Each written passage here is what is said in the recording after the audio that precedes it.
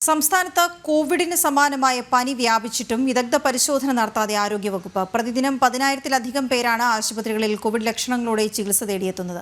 കേന്ദ്ര സർക്കാർ മുന്നറിയിപ്പ് നൽകിയിട്ടും പരിശോധന നടത്താത്തത് അപകടമെന്ന് ആരോഗ്യ വിദഗ്ധരുടെ മുന്നറിയിപ്പ്.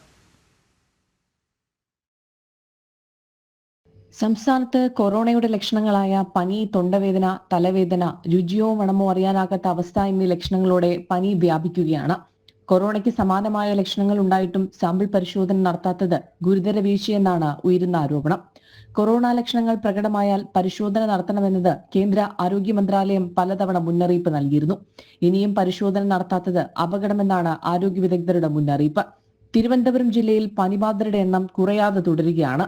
സംസ്ഥാനത്ത് മറ്റ് ജില്ലകളിൽ 10,000-ലധികം പേർ ദിവസവും പനിക്ക് ചികിത്സ തേടുന്നുണ്ട്. കൊറോണയ്ക്കെതിരായ വാക്സിൻ എടുത്തെങ്കിലും ഒരു ഇടവേളയ്ക്ക് ശേഷം സമാന രോഗലക്ഷണങ്ങൾ പ്രകടമാകുന്നത് ഏറെ ആശങ്കയോടെയാണ് ആരോഗ്യ വിദഗ്ധർ നോക്കിക്കാണുന്നത്. അതോടൊപ്പം അലർജി പോലുള്ള ലക്ഷണങ്ങൾ ചില രോഗികളിൽ കാണുന്നതിനാൽ രക്തപരിശോധന നിർബന്ധമാക്കണമെന്നും ആരോഗ്യ വിദഗ്ധർ മുന്നറിയിപ്പ് നൽകുന്നു.